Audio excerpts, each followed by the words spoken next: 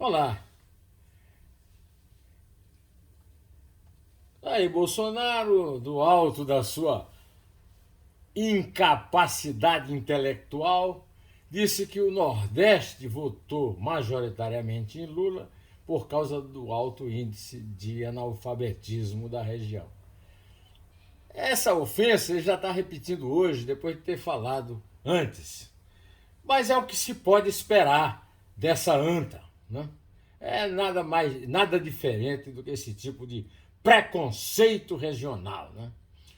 Este então passa a ser o assunto a ser combatido no dia. E eu venho aqui, além de criticá-lo por isso, tratar também de outros assuntos, como o apoio dos economistas tucanos que fizeram o plano real à candidatura de Lula, a decisão do próprio Bolsonaro de perdoar 4 milhões de reais de dívida da Caixa Econômica a 400 mil empresas, aliás, perdoar as dívidas de 4 milhões de cidadãos e de 400 mil empresas, no valor total de 4 milhões na Caixa Econômica, e o Temer, ex-presidente Michel Temer, que negou ter apoiado o Bolsonaro, como eu disse aqui ontem, que tinha sido divulgado, né, que ele apoiou o Bolsonaro, mas ele disse que apoiará, que votará numa nota oficial que ele soltou, que votará naquele que defender a democracia. É tipicamente o muro do Temer, o muro do Michelzão, né? Então eu quero aqui agradecer a você que está aí me acompanhando, me dando força, me dando audiência, me dando like, fazendo comentários inteligentes, e quero dizer que estou aqui por sua causa. A minha verdade é a sua verdade, tá? Bom, então vamos para os fatos do dia. O presidente Jair Bolsonaro voltou a relacionar nesta quinta-feira, dia 6 de outubro, o melhor desempenho eleitoral de Luiz Inácio Lula da Silva do Nordeste no primeiro turno das eleições ao analfabetismo na região. Bom, eu podia me eximir de comentar isso, porque de analfabetismo, teoricamente, o Bolsonaro entende, afinal, ele é analfabeto. Ele pode ter a capacidade de ler uma palavra atrás da outra, mas não tem capacidade de entender nada, porque ele é muito burro. Se ele medir o QI dele, ele deve estar aí por volta de 30. Eu não acredito que ele seja louco. Não quero dar essa atenuante para ele. Não, ele é mau, perverso, mas louco ele não é. Ele é completamente inculto e ignorante, né? Por causa disso, ele não sabe, por exemplo, que a cidade de Sobral, terra dos Ferreira Gomes, é tida como um exemplo por todos os educadores do mundo de um bom plano de educação primária. Recebe todos os prêmios, é um exemplo para o mundo, né? Agora quem está lá na secretaria é o Herbert Lima, que é professor e secretário de Educação, e a Mauri Gomes, que pertence, né, a elite Gomes lá de Sobral, é o presidente do Instituto Lema, que é o grande responsável pela continuidade do sucesso da educação primária em Sobral. O Bolsonaro é também responsável por uma campanha imbecil, inútil, cretina, canalha contra o grande educador pernambucano Paulo Freire, que foi eleito como vítima da direita extremada, sendo também um educador reconhecido no mundo inteiro, e que passou a ser o símbolo de uma educação ideológica, o que não é bem o caso. Pode ser discutível o método do Paulo Freire, mas ele é respeitado e venerado no mundo inteiro, menos por negacionistas como os Bolsonaro e os bolsonaristas, né? O Bolsonaro está sendo hoje contemplado com todo o noticiário dos cortes que ele tem dado na educação.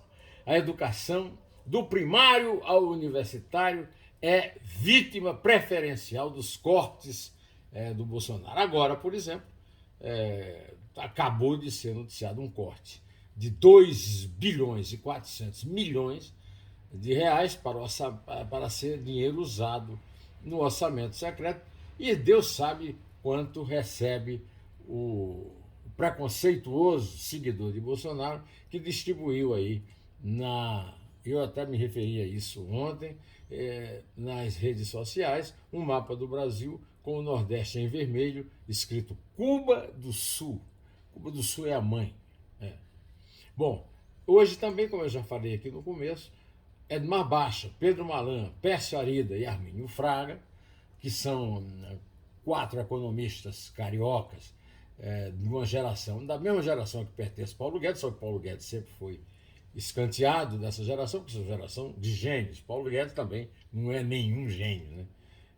Basta dizer que ele é um vassalo do Bolsonaro. O Bolsonaro o trata a pontapés e ele vive puxando o saco do chefe.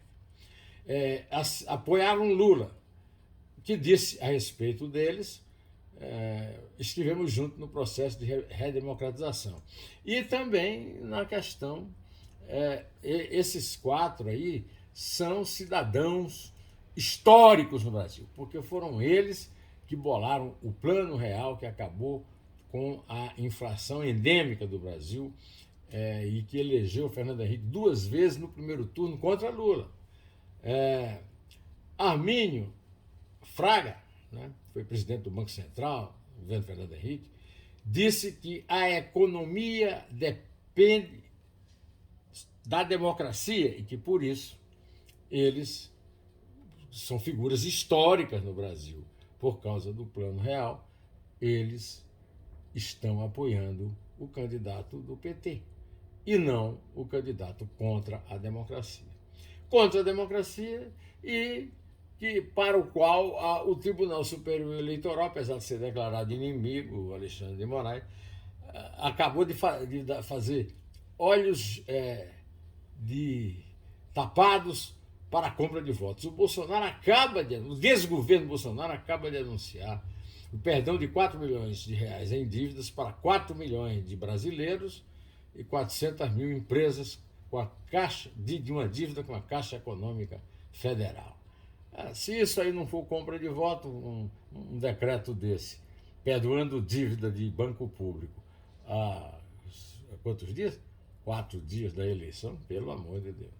Bom, como eu anunciei também no começo, eu tinha dito ontem que o Temer teria apoiado Bolsonaro, ele, através do ex-governador do Rio, Moreira Franco, Elton Moreira Franco, já tinha desmentido esse apoio e hoje divulgou nas redes um comunicado de que, na verdade, apoiará o candidato que garantia a democracia. Será que ele vai apoiar, então, o Bolsonaro, que vive tentando o golpe, ou o Lula, que vive, como o PT inteiro, o chamando de golpista? Acho que ele vai levar esse segredo lá para a cabine eleitoral, porque o voto é secreto. Isso aí, secreto, e segundo o presidente do Tribunal Superior Eleitoral, Alexandre de Moraes, o teste de integridade das urnas eletrônicas teve 100% de aprovação. Hoje o Bolsonaro recebeu vários apoios, inclusive de Ronaldo Caiado. Ronaldo Caiado é o governador de Goiás. Claro que tinha que apoiar Bolsonaro, né? Foi eleito no primeiro turno e é de Goiás a Polícia Militar que tem um membro que prendeu um negro que estava gritando Lula. E aí, Lula lá, sei lá, viva Lula. E aí prendeu e disse o seguinte para o preso: vai gritar Lula na África, na cidade de Nova Gama, em Goiás. A Polícia Militar não divulgou o nome do indivíduo, mas eu espero que tome providências a respeito. Saiu hoje a divulgação do Prêmio Nobel de Literatura. Esperava-se que fosse para o japonês Murakami, para Nguyen Van Thiong, ou para Salman Rushdie, que acabou de ser vítima de novos ataques por parte dos muçulmanos, proibido e tal. um atentado que ele sofreu em agosto. Né? Não, foi uma francesa razoavelmente desconhecida, chamada Annie Ernaux, que ganhou o Nobel de Literatura. É uma mulher, 17ª entre 119 homens homenageados desde a criação do prêmio em 1901, e a primeira francesa. Annie Ernaux escreve, segundo a pessoa que escreveu a reportagem sobre ela no Jornal Estado de São Paulo, sobre a própria vida. E ao escrever sobre sua vida, o aborto que fez na juventude, o relacionamento com um homem mais jovem, ela, que tem 82 anos hoje, a violência de seu pai, com aquele característico, ela escreve sobre seu tempo e esse lugar. Ela esteve aqui na Flip, lá na feira lá da Flip, né? E vai voltar este ano, com certeza, agora que é prêmio Nobel, né? E eu continuo aqui convidando você para ver a entrevista do Paulo de Tarso Venceslau, o primeiro militante político a declarar o seu voto em Lula, mesmo tendo sido o primeiro militante político a denunciar a corrupção no PT dos prefeitos de São José dos Campos e de Campinas, na época. Campinas era o Jacobitade, São José dos Campos, Anjo Guarani, ambos do PT.